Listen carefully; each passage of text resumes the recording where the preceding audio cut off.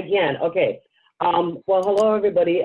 So I would like to talk to, I was invited to give a presentation. So the focus will be, to kind of introduce you to our community-based marine mammal health program. Contact information you find on the first slide. And I also have put our department website there where a lot of the projects, and we are really a very busy department, so to speak, and the various studies and publications, you can go there and have a look at them, and I think it will be rather informative, and it really, I wouldn't be able to address all of these species that we work with in the specifics and the type of studies that we do, but that's a good place to go if you would like to learn more about the department that I work for. Next one. Next slide. So what I thought I'll do is I put down a talk outline. So first I wanted to give a background on the North Slope Borough, a little bit on subsistence and Inuit perspective on food security, and then kind of address in a ground picture scheme the cumulative impacts and issue of many drivers on the ecosystem and the people and the animals, and then kind of summarize our program's elements and talk about resilience. The reason why I decided to give you an introduction to the North Slope is that I'm not sure that everybody maybe on the map knows where we are, but doesn't really know the specifics or the scope of what the North Slope means. Next one.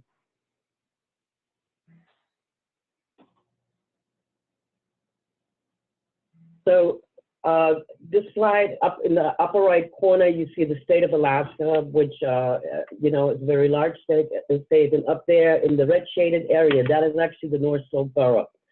And what the specifics are about the North Slope Borough, that it is an area-wide local government for the northern portion of the state.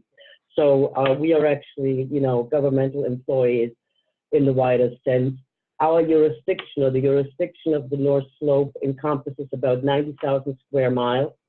And it is actually that particular area why the US is an Arctic nation, right? It is because of the North Slope, bordering the Beaufort and, the Chukchi Sea, which are part of, the circumpolar part of the Arctic. As you can see, our borders, go all the way over to the Canadian border, and then go over to the coastline along the Beaufort and Chukchi. And when we look at the composition of the people that look up here, Inupiaq people make up about 70% of the population. Next slide.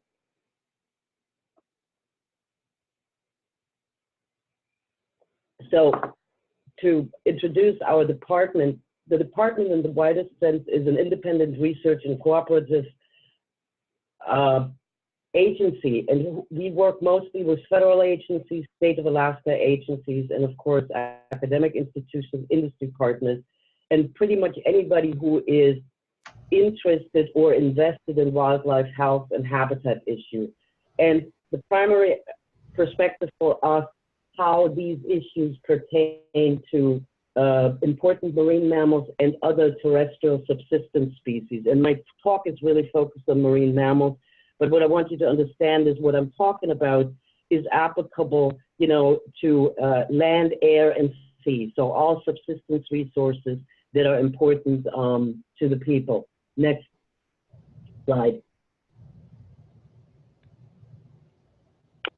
So when we look at subsistence, and again, I'm focusing specifically on marine mammal resources, what has to be understood, and to the right, you see actually a language map. And then within it, you see a smaller map again that shows you Alaska. You can see that, there are different, native populations living in Alaska, but ultimately all Alaskan coastal communities rely on marine mammal resources. And what's important about it is that it has several aspects. It's not just nutrition, but it's cultural and it's economic and spiritual. Hunting and gathering activities put food on the table. There's no way that with the cash economy and the employment situation within coastal communities or other small villages, that hunting and gathering isn't the primary way to put food on the table. There aren't enough jobs, and food is simply not affordable when we go to a local store. And I invite everybody when they go to a village to actually go to a store and take a picture or look at what the prices are for common commodities that you would in the lower 48 or in Anchorage get for $1. You probably will be paying, 10 times the price for that. The other important thing about subsistence is, and that's inherent to the culture of the people, is that all resources are shared. So although hunting is primarily coastal, right, there is bartering and there is communication and sharing of these resources also with interior villages. So being an Athabascan doesn't mean that there wouldn't be, a marine mammal, food on the table. Next slide.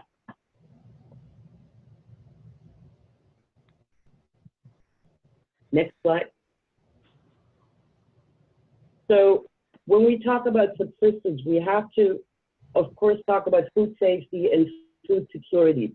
And I put up the food safety and food security definition or food safety definition from the World Health Organization, which is what most, people who work in this field kind of work with as a definition. And you can see various, attributes there. It has to be safe, culturally acceptable, nutritionally adequate, sustainable, sufficient, maintain healthy, active life, and core elements which are of course access, use, and availability. And the question has been raised, by the Inuit,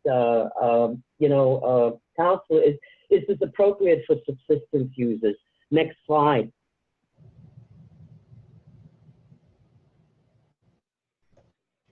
Next slide. And what I have put up here is actually the food safety and, in the widest sense, all of the food security, framework that the Inuit Circumpolar Coastal Studies has worked on and put together. And I think what it can show you in comparison to these dry terms that I've provided you earlier with from the World Health Organization, you can see that, the environment is incredibly complex. There are lots of species in it. There are lots of people in it. There are multiple ecosystems in it. And there's an interrelationship between all of these components, and food safety and food security goes beyond simply access or availability or abundance of a resource, but it's also the tools and skills that make you be able to be a successful hunter and gatherer. So it's a very complex perspective, actually, what food security means. And I invite you to, check out the work from the Inuit Circumpolar Council to look at that, because when we try to understand how food security is being impacted or food safety, it's much more complex. It reaches from, loss of language to, to family structure to, sea ice. So it's complex interlinking of human, biological, and physical components. Next one.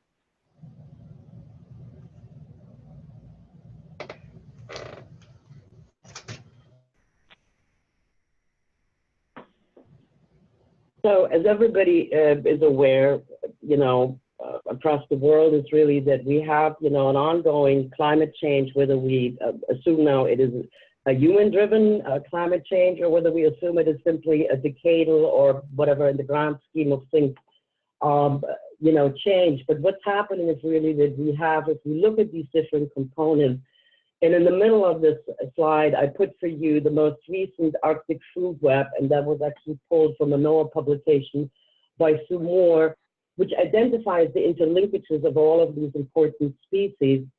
And what you can, and surrounding this, I have put images up for you that actually shows all of these different stresses or drivers. And when I look at them as stresses, what I mean is that they potentially have the impact, right, or potentially have the, they potentially could impact, population health, environmental systems, and ultimately people. And just to identify some of these slides so you can see it really, when we talk about stresses in the Arctic, we really have to look at it cumulatively, additively, synergistically. And, you know, groups like BOEM have really, you know, supported research that goes comprehensive, right? Because it's no longer a single driver, it is multiple things. And just to walk you through it, so if we start on the left corner up here, you would be seeing, you know, harmful algae. It's something that we have to contend with. They may have been here before, but because of sea ice changes, we may be starting to see, you know, invasion of lower 48 species or species from warmer areas, but then also, you know, simply bloom conditions may be changing because of sea ice retreat in our photo period. The next slide shows you the, you know, maritime traffic that is continuing to increase because of the retreating sea ice. Next, where the little globe with all of those arrows is, it kind of is showing you the climate change, the hydrological climate change that's occurring. We have fisheries that's going to impact it. We have, of course, you know, offshore lease sales or any kind of oil production and transport of oil products. But next one, that little boat, is also tourism. Tourism is starting to pick up. I mean, in the last couple of years, I have taken pictures of people in kayaks or people in small boats trying to go through the Northwest Passage. So tourism is becoming, and we had several, you know, cruises, several cruise ships up here. So it's also becoming a big thing. Then, of course, the next one is we are starting to potentially see emerging diseases, right?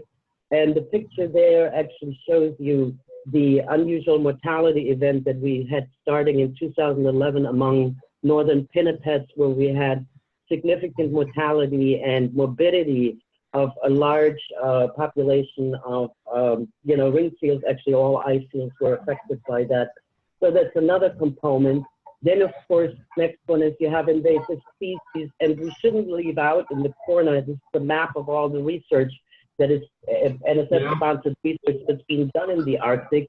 The research footprint in the Arctic is actually quite dramatic. I have the connection dropped. I was just trying to. Okay, I'm hearing everybody else. Is that planned? No, sorry about that, Raphaela. Everybody mute their. No, it's okay. It's all right. I just want to make sure that I'm responding to questions if there are any. And the next one up is, of course, you know, contaminant transport. So this is, you know, listed from the AMAP. And then we do have to think about, you know, radionuclides, whether this is from legacy dumps like the Arctic nuclear waste, you know, waste procedures that were, you know, done during the Soviet era, but also, of course, the, you know, Fukushima accident and the, you know, continued discharge into the Pacific Ocean has to be, you know, thought about. And last but not least, you know, hunters are part of that system, so they're not necessarily stressors, but they're a very vital component within the system.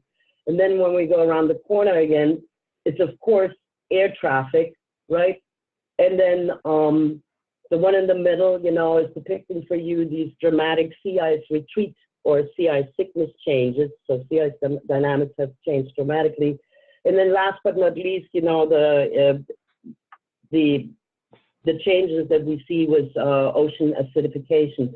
So what this slide really is supposed to do for you is to show you that when we look at the Arctic ecosystem, depending on your discipline and depending on your interests, right, you may only pick one of them, but you should always be aware of that all of these things together are additive, synergistic, and animals are no longer, you know, in a black box where we have a single driver or, you know, a single factor that's maybe influencing them. Next.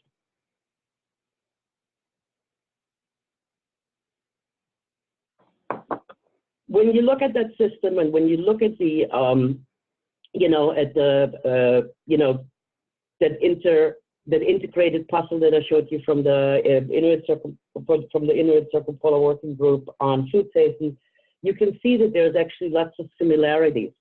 And this slide kind of summarizes for you that the when we look at a traditional Inuit food system, and I think, you know, we could expand this actually also to the interior, you know, for an Athabascan food system or for a Tlingit food system, although the Arctic is definitely more, you know, more vulnerable at this point. We can see that there are actually many vulnerabilities and tipping points that they have in common. So the new normal, whether that's the new normal in the ecosystem, is what is ongoing. And so adaptation is unfolding. And adaptation is not just adaptation in the animals and ecosystems, but it's also in the people. And to make that point very clear, the people that have lived up here always had to adapt and always had to be resilient, because otherwise they wouldn't be here. They're masters of it. So a changing Arctic is requiring everybody to change, but it's not a new thing for the people that have depended on the resources up here. The second point on the slide is that when we look at wildlife and ecosystem in the Arctic, I want to stress a couple of other points. So one of it is that it's a transboundary issue, and I call it Rosalka, which is Russia, right, Alaska, and Canada. This is incredibly important that it is always a transboundary issue. So we cannot look at Arctic issues in an isolated or isolationistic view of saying Alaska. We have to look and say to our neighbors to the right, the Canadians, whether that's Northwest Territories, whether that's, you know, Nunavut, we have to look far east, and just like the other way, we have to look over to our Russian colleagues and you know, and relatives, which, you know, the Chukotkins, which equally depend on the same resources. The other issue is because we are talking at the interlinkage of a One Health issue. It's always a One Health issue up here, because animals make their way into people's lives, whether it's as food, whether it's as crafts, whether it makes it as clothing, spiritually. And these animals are part of the ecosystem, and the ecosystem is part of the people. So a One Health issue is very important for this Alaskan perspective. Then the other thing is that food security and food safety issue is always inherent of any kind of research that you do, because remember, you have that very interlinking ecosystem with the people, that coupling. It is not separable. The other important thing is that it doesn't really matter whether you have real or perceived, or people just think that there are health threats or concerns. They are equal drivers of food security and food insecurity. And so therefore, capacity building and outreach is tremendously important to address these issues. And the other thing is that ecological wildlife health assessment has to be an integrated perspective in a changing Arctic.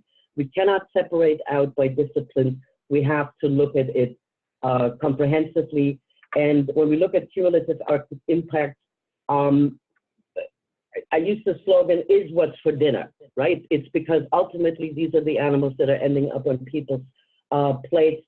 So the impact of these different drivers will end up ultimately in a transformation on a person's plate. And the other important thing is that without the research partnerships, where you have cooperation between native hunters, coastal communities, so it's about native science and traditional ecological knowledge, and researchers, which represent Western science, it will make for better Arctic science. And again, without that collaboration, we're missing out a lot of advantages and progress that we could make. Next one. Let's speed up a little bit. So this is just to highlight, again, my point about transboundary. I put on the bottom for you all the species. To the left corner, you see movement patterns of the bowhead, and it shows you how the bowhead is truly a transboundary species, right over on the Canadian side, along the Alaskan coast, and then over to the Russian side. To the right, you see satellite tagging information from ring seals. And again, it's making the point. These are transboundary animals. The geographic or geopolitical separations do not apply to them. And ultimately, actually, also, a lot of the people share lots of relations, right? So on both sides of the Bering Strait, people are related to each other, and people from the Bering Strait are related to people from up on the North Slope, and vice versa over to the Northwest Territories. So this is just to really hammer home any issue pertaining to it cannot be looked in isolation. It is going to impact Chicagoans as well as going to impact, Alaskans or, Canadians. Next one, please. So briefly, what are our marine mammal? And as I said, this is very specific elements. We are members of the Arctic Marine Mammal Stranding Network. We investigate morbidity and mortality events. We investigate hunter concerns, subsistence harvest of marine mammals. We conduct baseline biological tissue sampling and research. We do have quite some, quite a big part of our research or response is actually to be a member of, OSPA's response team. And then last but not least, we do actually work with wildlife orphaned or injured, and we do triage response. Next one.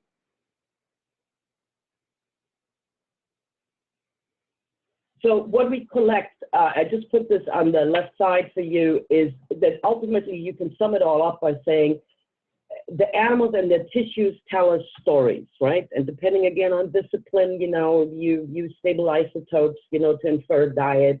The body condition is telling you something about how an animal integrated its environment, age, sex, reproductive status, health, disease, contaminant burden, even past events you can, derive from these tissues, and of course, cause of death. So the ultimate point is that tissues, although they're separated from the animal, with the type of technology and research methods that's out there, we can really actually construct stories about the environment of the animal as well as a life history of the individual animal. Next slide.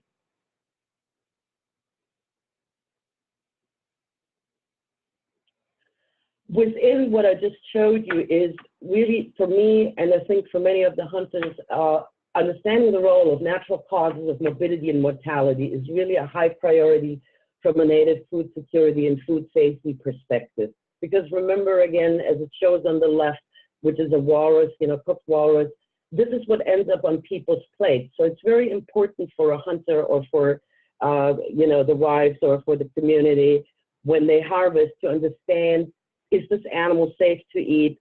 Why is this animal dead? And to then evolve with this new information, their own traditional ecological knowledge system to be prepared for the changes that are coming in the future.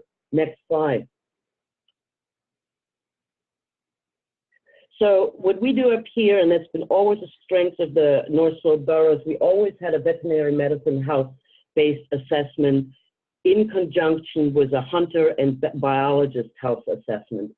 And so the primary focus of the veterinary medicine-based health assessment is really its pathology, clinical pathology, but also we look at structure and function to get better understanding about mechanisms of disease.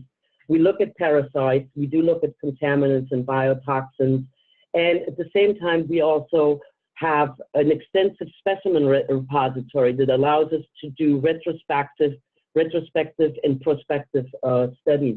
Next slide.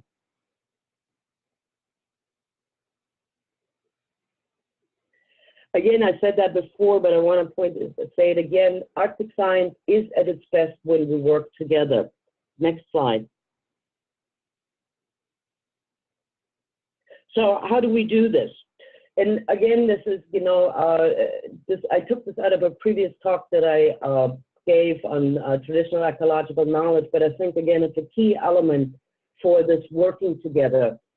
So if you look at TEK and traditional customer practices, you really have an existing source of an integrated object and event-based data knowledge system. So when we look at it from a philosophical point of view, it has very strong quantitative and qualitative aspects, but the quantitative aspect is rooted in the culture. So one needs to understand the cultural definitions of the size of a sled to understand how much fish somebody caught or how many animals were on the beach. So quantitative elements are actually there. They just need to be culturally appropriately translated. The other important thing is you have a built-in routine, right? Because harvest is always seasonal, but it's seasonal for specific animals. But when hunters are out in the community, while they are doing other things, they're observing as well.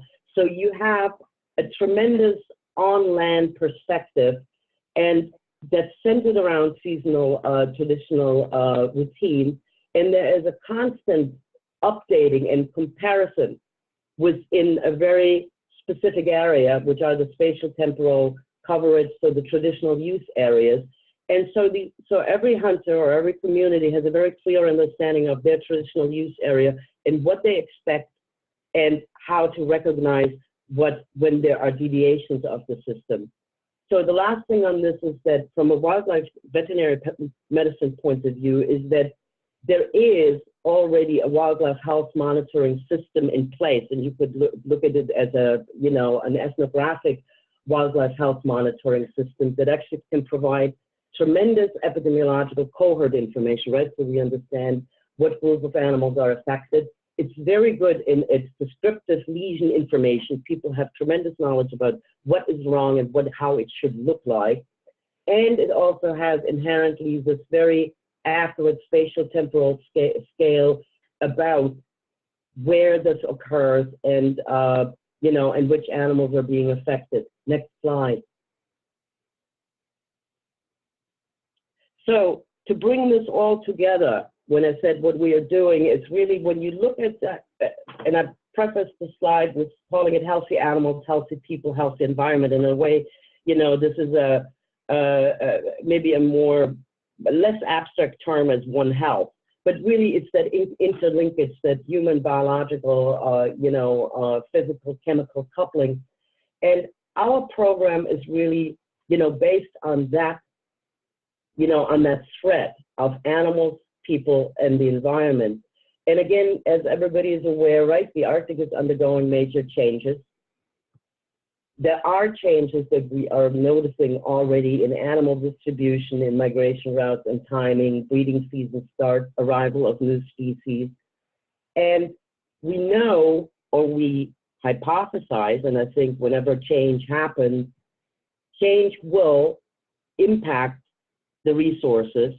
It may be negative, it may be positive, but without monitoring for it, we actually won't know which way it's going to go. And remember, again, all of these marine mammal resources are essential to Yupik and Inupiaq subsistence communities. Next slide. So the premise of our program is that we argue that if we continually monitor the health of the animal, we can detect diseases and contaminants early on that are of concern to people. And those things will shift, right? With additional information, things being published. A disease that was important one day, may lose its significance for, influencing food security or food safety, and other things may emerge. So like with respect to contaminants, radionuclides were of no great issue, I think, within the last, let's say, since the early, 2000s. After Fukushima, it became a huge issue again among subsistence communities because people watch TV, people get informed, and they do understand that things are influencing their environment, and they're asking questions about what about the safety of our food, and is anybody looking? The other important thing is that by providing a veterinary medicine science-based information to hunters regarding healthy and hunter concern catches, we're actually able to address, individual and big picture concerns about native food health, native food safety, and food security. At the same time, I think because we are communicating the science and our findings directly back to the hunters and the communities, we are actually, I guess, co-producing, evolving traditional ecological knowledge, because diseases are changing, presentations of animals are changing, and that needs to be integrated in the TEK of the coming generation. And I think our information that we provide, helps to do that. And to address this, on a very small scale is harmful algae bloom, right, have become an issue. It's not something that was a lot thought about prior, say, whatever, a year ago, 1.5 years, people had some understanding about biotoxins, but now this knowledge about biotoxins and harmful algae bloom is expanding within the communities, and they are addressing and asking questions about how traditional food preparation protects or not protects them if there would be an animal that is exposed to high levels. Again, you know, this is evolving. We will ask that question maybe in 5 years, and you will have a whole generation of hunters who are extremely fluent on the issue of harmful algae blooms or on ocean acidification. What we hope, of course, is that our work supports the families and community. And this is, again, what I said before, is they continue to adapt to a changing environmental condition and the changes in wildlife abundance and accessibility. So this is, again, about resilience. Next slide.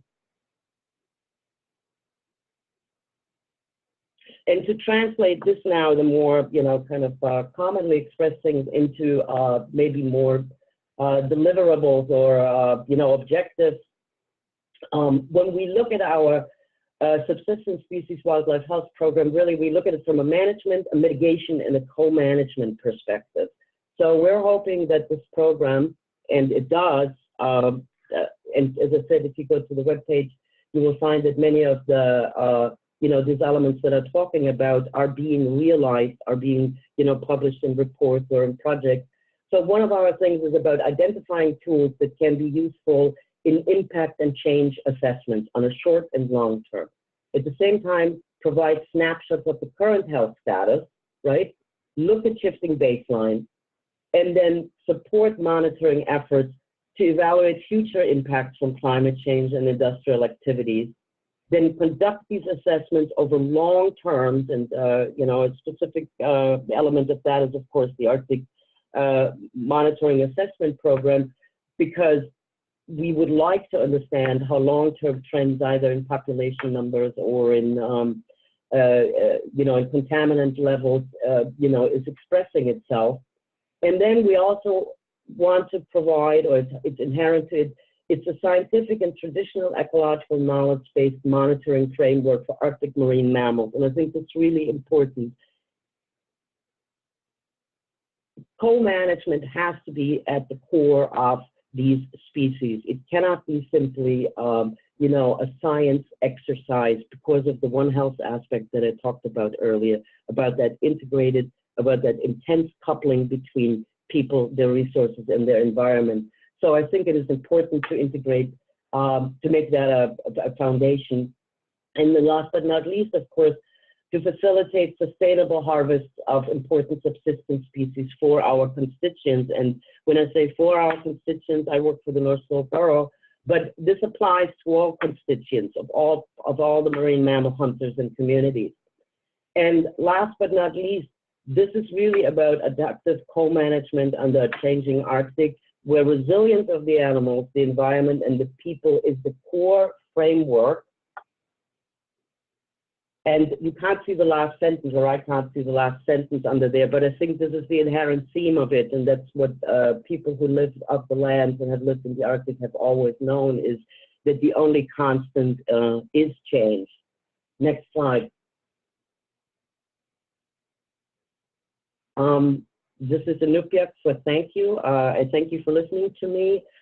This is a picture of a successful, you know, whaling cruise this spring. We had the spring whale hunt for bowhead whales. It's a symbol of that, you know, traditional hunting continues to thrive up here, and also because the flags are hosted, it's showing you that it was successful, and we hope that with the kind of work that we do, that we support continued successful subsistence lifestyle of Alaskan Native communities. Thank you very much. Raphaela, that was a fantastic presentation, and your last sentence, the only constant is change. It was on the slides, so thank you very much for making sure that that was on there. It was really a fantastic presentation. We're going to hold off on questions and go straight to Vera's presentation, and then we hope to have all the questions and discussion regarding both presentations afterwards. Okay, in Vera, if you don't mind, I think Meredith is pulling up your